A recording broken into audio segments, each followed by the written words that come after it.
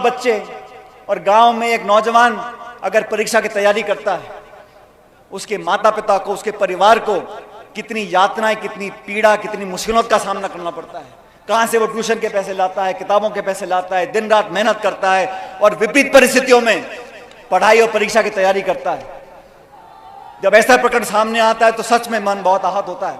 मैं उम्मीद करता हूं कि आने वाले समय में ये जो छोटी मोटी दलाली करते हैं, बजाय इनके जो सरगना हैं, जो उस प्रकार के काम को होने देते हैं, उनको पकड़ना चाहिए। क्योंकि इस देश का नौजवान अगर सही रास्ते पर नहीं चलेगा, उसको उसकी मेहनत का फल नहीं मिलेगा, उसके विश्वास में कमी आ जाएगी, तो हमारे समाज के लिए, हमारे प्रदेश के लिए, हमारे देश के लिए अच्छा संकेत नहीं है। मैं आप लोगों से सिर्फ इतना निवेदन करना चाहता हूं साथियों, किसानों को इकट्ठा करने के लिए, नौजवानों में वो विश्वास कायम करने के लिए, वसुंधरा जी की सरकार थी राजस्थान में 5 साल, 163 विधायक थे, कांग्रेस के रह गए 21। प्रदेश कांग्रेस का मैं अध्यक्ष बना और उन 5 सालों में मेरी कोशिश रही कि हर कार्यकर्ता तक हम पहुंच सकें, हर सीमा को लांघ सकें, हर खाई को टाप सके, लोगों के दिलों से जुड़ सके। अगर मैं किसी के खुशी में ना शामिल हो सकूं तो उसके दुख के मोमेंट में, उसके दुख की घड़ी में पहुंच सकूं। और मैं धन्यवाद देना चाहता हूं परबसर के लोगों को, नागौर के लोगों को, कि इस पूरे जिले में हम सब के आवेदन से, सबकी मेहनत से इस नागौर जिले में एक तरफा जीत आपने कांग्रेस पार्टी की कराई थी।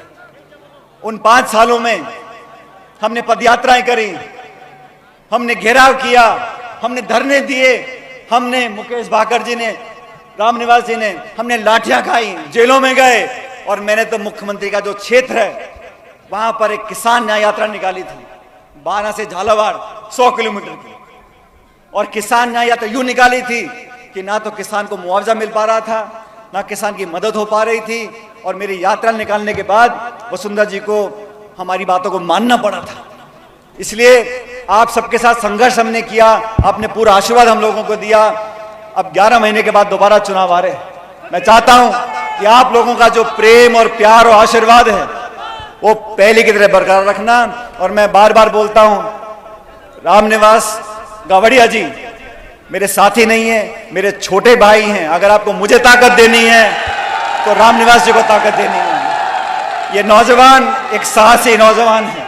और सुनो, और राजनीति में बहुत तरह के नेता हैं। राजनीति में जितने दल उतने नेता, जितने जिले उतने नेता। लेकिन वो नेता, वो जनप्रतिनिधि जो अपनी जबान का पक्का हो, ऐसे लोगों की पहचान करनी है जो अपनी बात का पक्का हो, जो आपसे झूठ ना बोलता हो। और मुझे फक्र के साथ कहते हुए ये गर्व महसूस करता हूं कि रामनिवास गावड़िया ऐसा नौजवान है जो अपनी बात का पक्का है, अपनी जबान का पक्का है। इसलिए ये जाति बिरादरी के चंगुल से बाहर निकलकर 36 कौम के हम सब लोग अगर इकट्ठे हो जाएंगे तो मुझे लगता है आने वाला समय हमारा और आपका है। अभी केंद्र की सरकार बहुत सारे वादे करती है, लेकिन मैं इस किसान सम्मेलन से, साथियों, मैं इस किसान सम्मेलन से आपके सामने एक बात रखना चाहता हूं। ये 3 कृषि कानून वापस ले लिए, केंद्र सरकार ने माफी मांग ली, लेकिन आज तक भी एमएसपी पर कानून नहीं बनाया। न्यूनतम समर्थन मूल्य पर अभी तक कानून नहीं बनाया। एमएसपी पे जो खरीद होती है उस पर कानून नहीं बनाया। मैं आप सबसे चाहता हूं, इस संदेश नागौर से जाए दिल्ली तक कि एमएसपी पर कानून बने। ऐसा प्रस्ताव मैं सभा में रखता हूं। अगर आप मेरा समर्थन करते हो तो हाथ खड़े होकर बताओ कि एमएसपी पर कानून बनना चाहिए, किसान की खरीद होनी चाहिए। और जो वादे आपने किए थे किसान की आमदनी दुगनी करने का, उस वादे को पूरा करो। आज इस सभा में आप सब लोगों ने जो उत्साह दिखाया है, जिस जोश और जिस प्यार के साथ आपने भागीदारी निभाई है, मैं आप लोगों का हमेशा कायल रहूंगा। और इस मंच से मैं आप लोगों से वादा कर कर जाता हूं, जब जब मैंने आपसे प्यार मांगा है आपने दोनों हाथों से दिया है। मैं भी आपको वादा करता हूं, जब चाहोगे, जहां चाहोगे, मैं आपके लिए खड़ा रहूंगा, आपसे कंधे से कंधा मिलाकर रहूंगा। और जो भी आप लोगों की मांगे होंगी उनको पूरा कराने के लिए मैं को कभी छोड़ने वाला नहीं हूं। मेरे साथ साथियों, जोरदार नारा देना, जय हिंद, जय हिंद, जय हिंद। बहुत बहुत धन्यवाद। राम राम सर।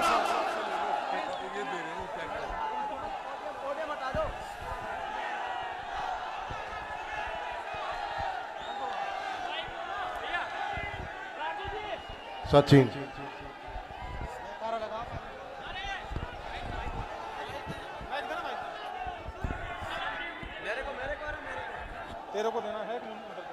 बहुत बहुत धन्यवाद।